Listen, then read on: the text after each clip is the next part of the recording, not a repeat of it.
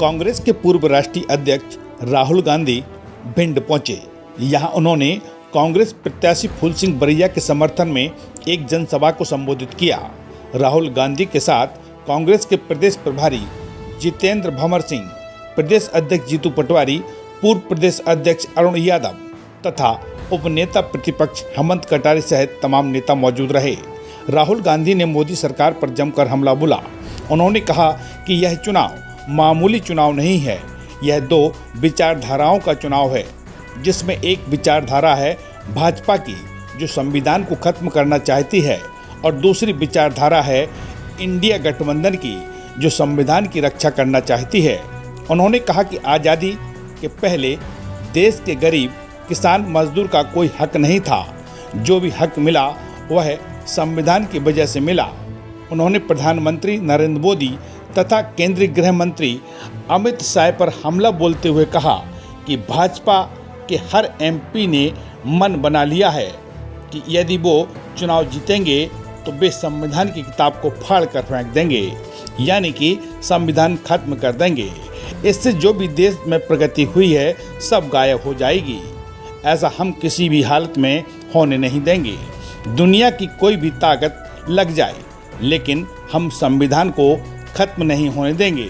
वहीं उन्होंने अडानी अंबानी को लेकर भी कहा कि मोदी जी के फोटो अडानी अंबानी के साथ में दिखेंगे, क्योंकि वह उनके लिए ही हैं, लेकिन हमारा फोटो कभी आपको अडानी अंबानी के साथ नहीं दिखा होगा।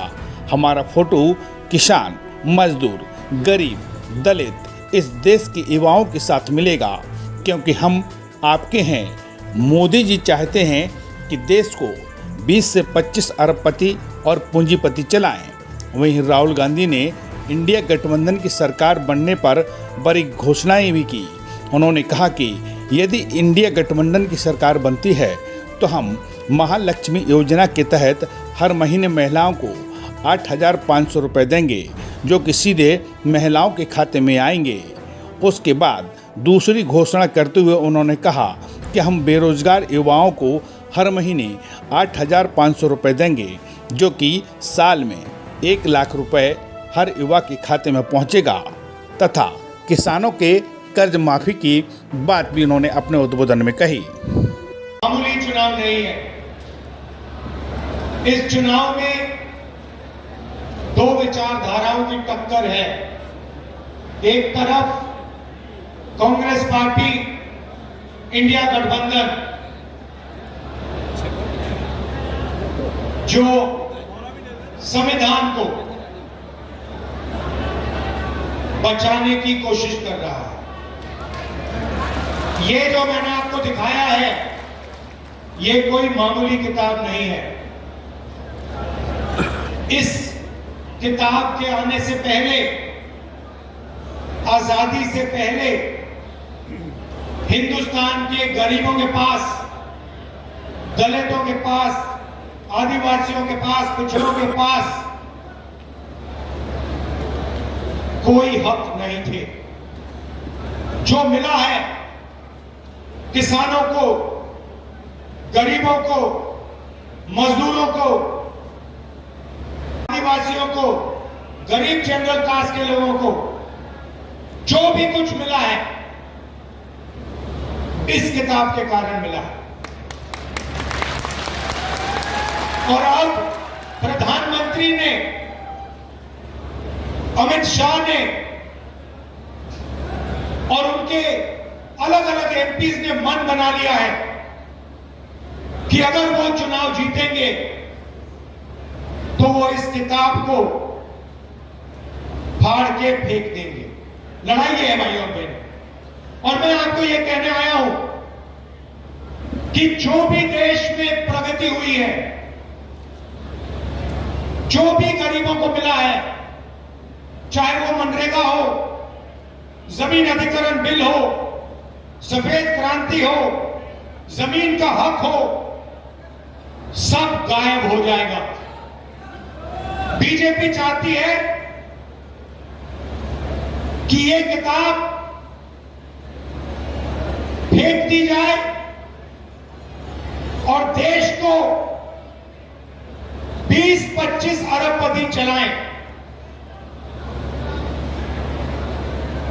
हिंदुस्तान में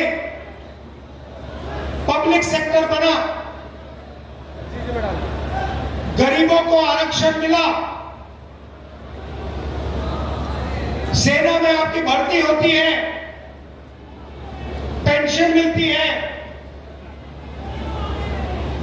सारे के सारे अधिकार इस किताब से मिलते हैं। ये जो चुनाव है, ये जो चुनाव हो रहा है, लोकतंत्र जो है, जिसने दलितों को, पिछड़ों को, आदिवासियों को, गरीब जनरल कास्ट को आवाज दी, वो सब खत्म हो जाएगा अगर ये किताब खत्म हो जाएगी। माताएं जो बैठी है, ये बात को समझिए, ये मामूली किताब नहीं है। बीजेपी के नेताओं ने साफ कहा है, अमित शाह ने कहा है, बड़े बड़े नेताओं ने कहा है कि अगर चुनाव में जीत होगी तो कॉन्स्टिट्यूशन को बदल दिया जाएगा, रद्द कर दिया जाएगा। और मैं आपको बताने आया हूं, ये हिंदुस्तान की गरीब लोगों की आत्मा है। इस कांग्रेस पार्टी ने, अंबेडकर जी ने मिलकर, हिंदुस्तान की जनता के साथ मिलकर अंग्रेजों से लड़ाई की, और ये जो कॉन्स्टिट्यूशन है, ये जो संविधान है, ये जो हिंदुस्तान की आवाज है, ये हमने बनाया। इसको हम ऐसे नहीं मिटने देंगे। और हिंदुस्तान की जनता, हिंदुस्तान के गरीब लोग, किसान, मजदूर, ये कभी नहीं होने देंगे। पहली बात ये है। अब ये कहते हैं कि हम आरक्षण के खिलाफ नहीं हैं। तो अगर आप आरक्षण के खिलाफ नहीं हो, तो फिर आप पब्लिक सेक्टर को क्यों प्राइवेटाइज कर रहे हो? आप रेलवे को क्यों प्राइवेटाइज कर रहे हो? आप अग्निवीर योजना क्यों लाए? अगर आप रिजर्वेशन के खिलाफ हो, तो आपको ना अग्निवीर योजना लानी थी, ना प्राइवेटाइजेशन करना चाहिए, ना आपको ठेकेदारी प्रथा लागू करनी चाहिए। ये सब के सब काम रिजर्वेशन के खिलाफ काम करे जा रहे हैं। आप अरबपतियों का कर्जा माफ कर देते हो। 16 लाख करोड़ रुपया, भाई और बहनों, 16 लाख करोड़ रुपया 22-25 लोगों का नरेंद्र मोदी जी ने कर्जा माफ किया है। मैं आपसे पूछना चाहता हूं, कितने किसानों का कर्जा माफ किया? कितने मजदूरों का कर्जा माफ किया? कितने छोटे दुकानदारों का कर्जा माफ किया? कितने बेरोजगार युवाओं का कर्जा माफ किया? गरीब व्यक्ति प्राइवेट अस्पताल में जाता है, लाखों रुपए का कर्जा हो जाता है।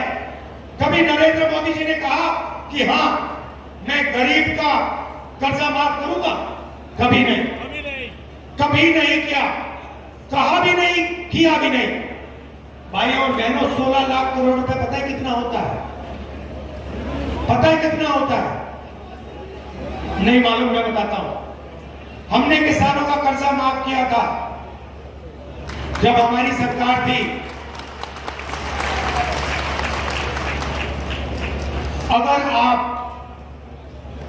25 साल के लिए हर साल हिंदुस्तान के हर किसान का कर्जा माफ करोगे, तब 16 लाख करोड़ रुपए बनते हैं। करते हो, मजदूरी करते हो, छोटा बिजनेस चलाते हो, नौकरी करते हो, मगर हिंदुस्तान में महिलाएं भी ये काम करती हैं। महिलाएं भी मजदूरी करती हैं, 8-10 घंटा महिलाएं भी जॉब करती हैं, महिलाएं भी खेतों में काम करती हैं। जॉब के लिए, मजदूरी के लिए आपको भी पैसा मिलता है, महिलाओं को भी पैसा मिलता है, मगर अगर आप 8 घंटा बाहर काम करते हो और ये 8 घंटा भी बाहर काम करती हैं, तो ये फिर 8 घंटा घर में भी काम करती है। खाना पकाती हैं, हिंदुस्तान के भविष्य की देखभाल करती हैं, बच्चों को समझाती हैं, सिखाती हैं, मगर किसी भी सरकार ने उन 8 घंटों के लिए इनको कॉम्पनसेशन पैसा कभी नहीं दिया।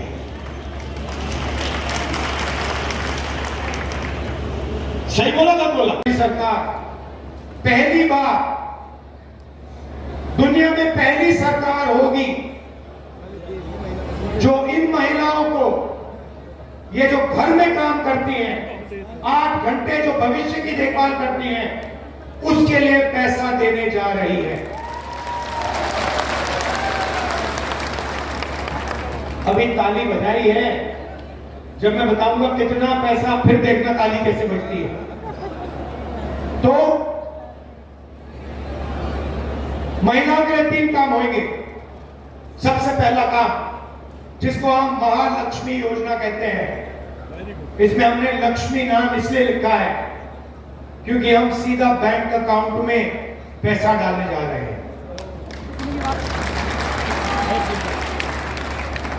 हिंदुस्तान के सब गरीब परिवारों की लिस्ट बनेगी, सारे के सारे गरीब परिवारों की लिस्ट बनेगी।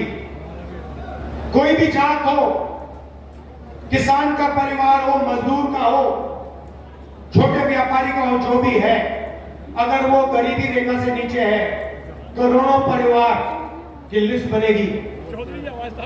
हर परिवार में से एक महिला का नाम चुना जाएगा। सूट में मोदी जी, अदानी जी, अंबानी जी राम मंदिर में देखी तो है ना, मगर नरेंद्र मोदी जी के मुंह से आपने अंबानी शब्द कभी सुना? अदानी शब्द कभी सुना? नहीं। क्यों नहीं? मेरी फोटो देखी उनके साथ कभी? मगर मेरे मुंह से शब्द निकलता है अदानी अंबानी, है ना? फर्क समझो, मैं आपका हूं, वो उनके हैं।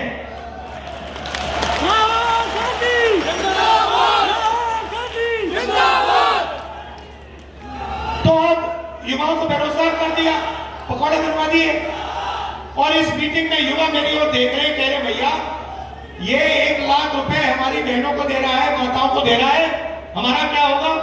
अब मैं वो आपको बताता हूं क्या होगा। अरबपतियों के बेटे अपनी कंपनी में, अपने पिता के कंपनी में जाकर अप्रेंटिसशिप करते हैं, 6 महीने की नौकरी करते हैं, 1 साल की नौकरी करते हैं, अच्छा खासा पैसा मिलता है, ट्रेनिंग होती है। उसके बाद उनको परमानेंट नौकरी मिलती है। तो एक प्रकार से जब अदानी या अंबानी अपने बेटे को जॉब मार्केट में डालना चाहता है, तो उसका तरीका अप्रेंटिसशिप होती है। पहली नौकरी होती है, कभी कभी वो 6 महीने की होती है, 1 साल की होती है। यह मौका हिंदुस्तान के बेरोजगार युवाओं को नहीं मिलता। आप भटकते रहते हो आगे पीछे सड़कों पे। तो अब इंडिया की सरकार दुनिया की पहली सरकार होगी, सुनो, दुनिया की पहली सरकार होगी जो हर ग्रेजुएट को अप्रेंटिसशिप का अधिकार देने जा रही है।